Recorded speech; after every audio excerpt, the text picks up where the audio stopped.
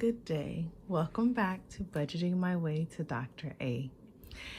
Hey y'all, it is time to review the No Spend June. It is Friday, June 30th, and let's just get into how we did. So before we get into the full details, if you are new here, welcome to the channel. If you are a subscriber, welcome back. I'm so happy that you are here. All right, so in the previous video, we covered the 1st through the 14th technically. So we're gonna talk about the 15th through the last day of the month and what happened. Okay, so for the month of June, all of the highlights, just as a recap, all of the highlights are bills, things that we knew were coming. They're either on auto pay, they came out, we good to go there. No questions, no concerns, no worries. So my additional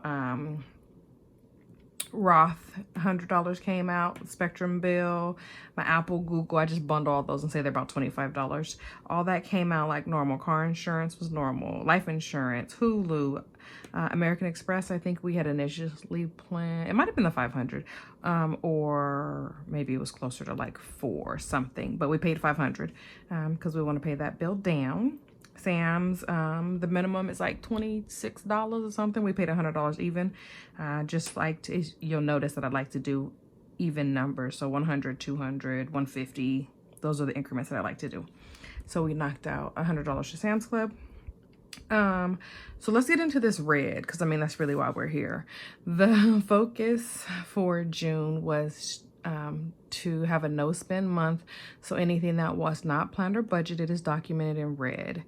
As you can tell by the title of my channel, I am budgeting my way to Dr. A, meaning I am paying each semester out of pocket to cover the cost of my doctoral studies.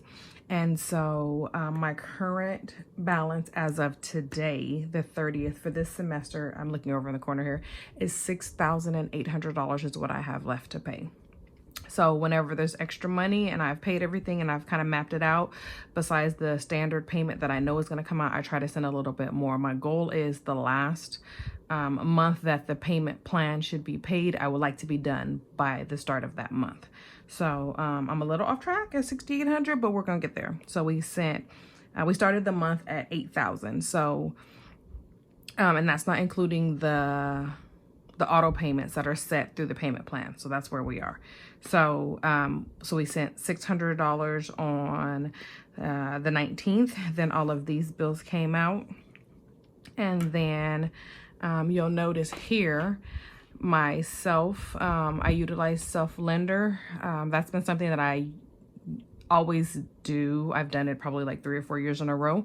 And so they would take out $150, and then at the end of the CD type of savings, they would send the money back to me. So they sent back $1,663. And so that was deposited on the 21st. So I had already planned, and I had already sent the 600, and then the self-payment came in. It posted here, or I got the email, excuse me. The email came here, it posted here. So I turned around and I sent another $1,200 to the school. So there's technically $463 left from there. And that's still sitting, and we'll figure out what we're gonna do with that. But for now, that's just sitting in the bank as part of the buffer account. And so then we paid that $1,200 that wasn't planned, but the money came in, so we just moved it. Lovely Lowe's. Went to Lowe's because we have a pool in our backyard, and so my pool started having a little bit of some wonky issues. I had a pool guy who came out and would service the pool, and we had a standing payment for that. And with our pool maintenance, I have a pool, and then my neighbor has a pool, and apparently my neighbor got into a situation with the pool guy, and now the pool guy is afraid to come over here because he's afraid of my neighbor. So I'm like, so basically he would come over, and he would come through this, the side gate. He would service the pool. He'd be on his way. I pay him at the beginning of every month, and we just move it on. It's rolled into the house bill, so you've never seen it here because it's part of the upkeep of my home. So long story short, it's starting to get hot. I'm in California and he hadn't come to service the pool. I reached out to him on, it was one of these days, like the beginning of the month. Hadn't paid him because I hadn't seen him, and he normally would send me a text. And so somewhere around here, 4th, 5th of the month, I reached out and he said, I'll be there on Tuesday. So this Tuesday came, and then this Tuesday came, and he never came. And so by that time, there was some wonkiness going on with my pool water. So I ran to Lowe's and tried to get something to just shock it to see if we could bring it back. It didn't work. So then, you know, so you have to let the chemicals run and all that good stuff. So long story short, that didn't work. We just did some liquid chlorine, hoping and praying. Prayers were not answered. So then fast forward, WordTune. As you all know, I'm in school. So WordTune is a program that just helps with reviewing, editing, synthesis of articles. And so the annual fee for WordTune is $120. I know that seems kind of ridiculous, but hear me out. I need it.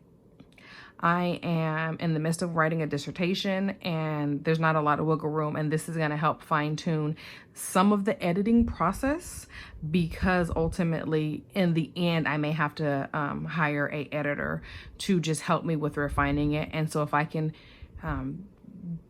improve it through different AI and different technology, now it'll decrease the amount of hourly services that I'm going to need to contract for an editor in the long run. So the $120, we're going to roll with it. It's been amazing thus far. I've already used it for 2 papers, and it did what I needed it to do.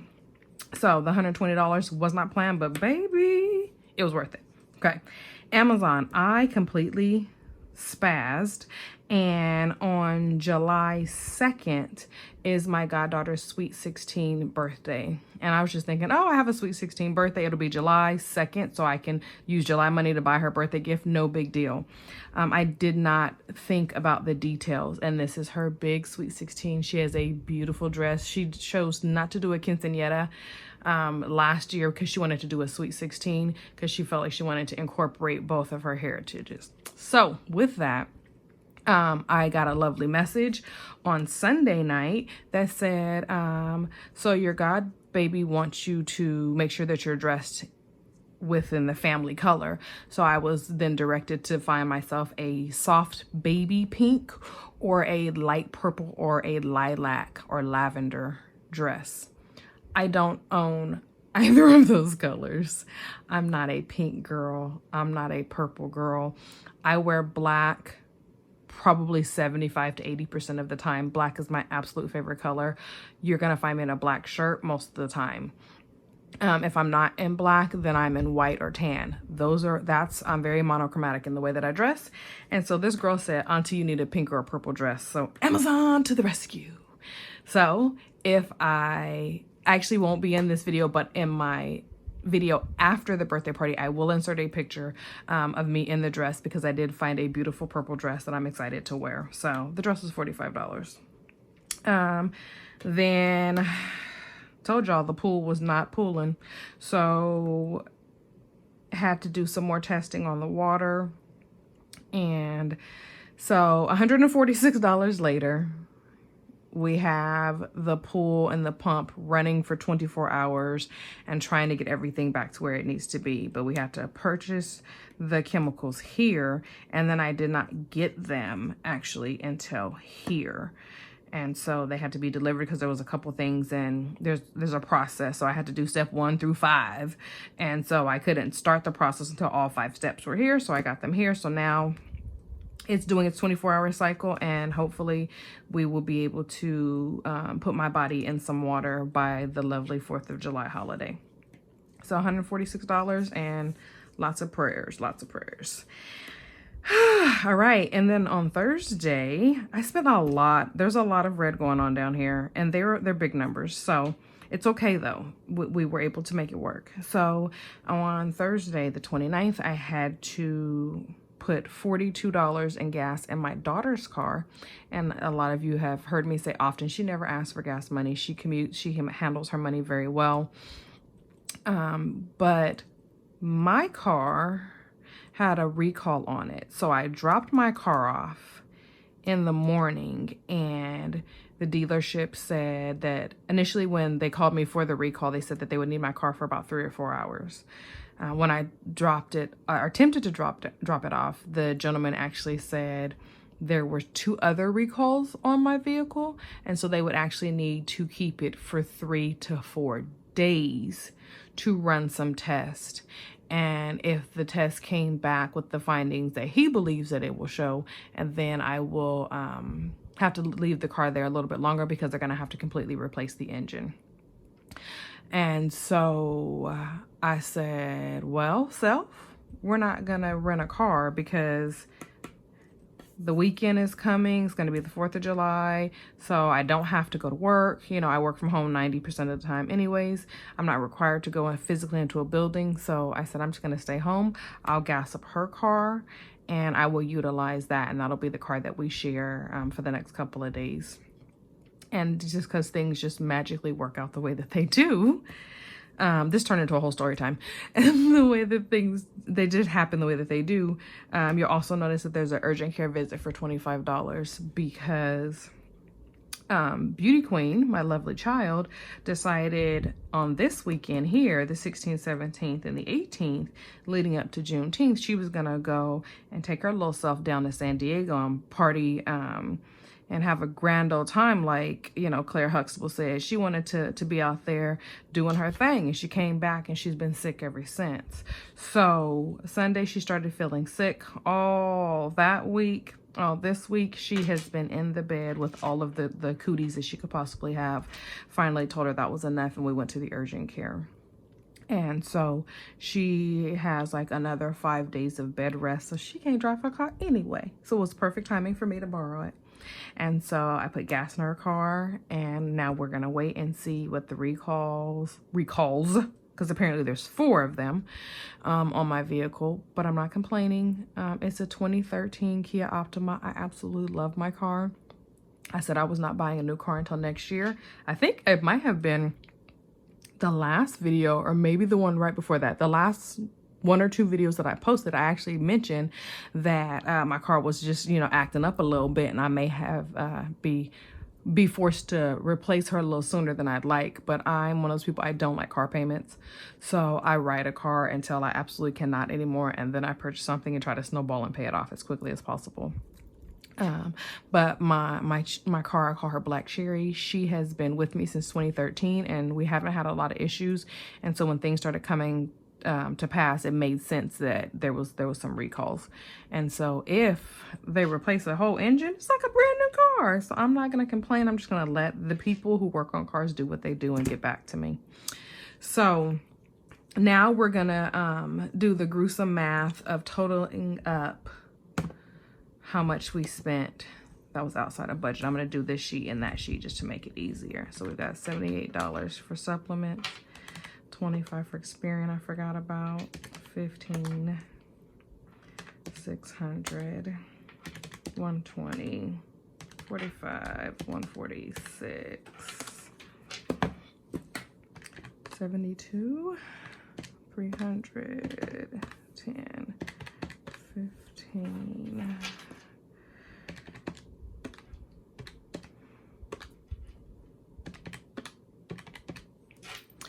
So we spent $2,723. Now, of that, I'm going to write that down so we can make sure we make a note of that.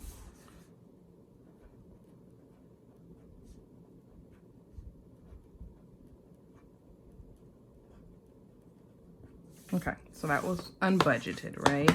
However, if we take that $2,723 and we factor in that the goal is to pay for school. Oops, let's try that again. $2,723 minus $300 minus $1,200 minus $600. So we really only spent $623 because the other went to Simmons, and that's what the goal is. And so we really spent $623 outside of the planned budget. And this was a little eye-opening for me because I tend to say that I have about $1,000 that's unaccounted for each month. And because there's not a lot of eating out, I can acknowledge that if I was eating out as much as we normally do, outside of the, like, we have the $60 that I plan and I budget for, but I also will have Fridays where I'm just like, it's fend for yourself, and we'll order a pizza or whatever, or we'll use DoorDash, and that doesn't come out of the cash, right? That comes out of the buffer in the bank. So if that's about $400 a month. So if I add that, then that is completely in line with the $1,000 that I say each month just magically disappears. And so this was the reminder that I needed. But the takeaway for me in this is, I'm gonna be honest with y'all, I didn't like this. I don't like no spend months. I've done no spend days and challenges where I'm like, okay, for the month, there's 30 days in the month, I'm gonna try to have 15 no spend days, and I will sprinkle them throughout the month, being mindful of the decisions that I make. So if I'm driving and I'm like, oh, I'm gonna stop at Panera, which I have the Panera Sip Club, so I get one drink. You can get one drink like every 2 hours on your Sip Club or whatever for free. It's not really free. You pay a monthly membership, but it's worth it. And so oftentimes if I'm running to the office or something, or if I'm running errands, I'll go, oh, I'll just swing by Panera and get a Sip Club coffee. But if I haven't had breakfast, then I'm like, oh, and I'll just add a bagel. Oh, and I'll add some cream cheese, right? Oh, I'll get lunch from there. And then next thing you know, the free Sip Club, your free drink ain't free no more because I didn't spend $20 there. And so with the no spend days within the month, I will be mindful and I'll say, no, I'm only going to get my drink, like I did today. I only went and got Starry, and Starry is not as good as Sprite. I'm just going to say it. Y'all can disagree with me. My paper got wet, but it's fine. But it's okay. It's better than nothing, right? And so I don't like having an entire month where every day I'm like, nope. It felt like I was beginning to deprive myself of basic things, those little things that bring me joy. Those little, hey, let's run to Baskin Robbins and grab ice cream really quick. It's been a long day, right? Let's go to 7-Eleven or A&PM, our local gas station, and get an icy. Like, those little things may seem very small, and because I was being mindful of not even doing that, it began to feel like I was really torturing myself instead of enjoying the process. I learned from the process, but I did not enjoy it.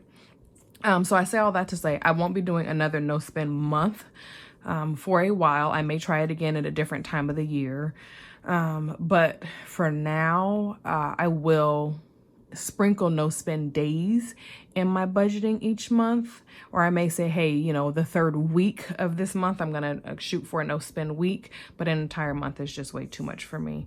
And I have learned, and I hope that other people who are on this budgeting journey can agree that budgeting doesn't mean that you have to torture yourself. If it becomes something that it's really where you're grimacing, or if you're not feeling it anymore, then you tend to shy away from this. And this should be fun and eventful and joyful. And so for that, I'm going to do it, but I'll do it differently next time. So with all that, we are at the end of the month, so it is time to start a new month. So please look forward to finding a funds Friday video, because I have to get my mama's money. So I have to get my $43 for my Friday fund. And then I also need to break down the budget for July, as well as we need to stuff some envelopes. So we have a lot of stuff to get rolling, and we're going to squeeze all of those in before the weekend is over. So I thank you for watching. I appreciate you being here. If you have not subscribed, go ahead and do it. And if you are one of my subscribers, I'm so happy you came back and watched. If you stayed all the way to the end, put a blue or a black heart in the comments. Thanks. Bye.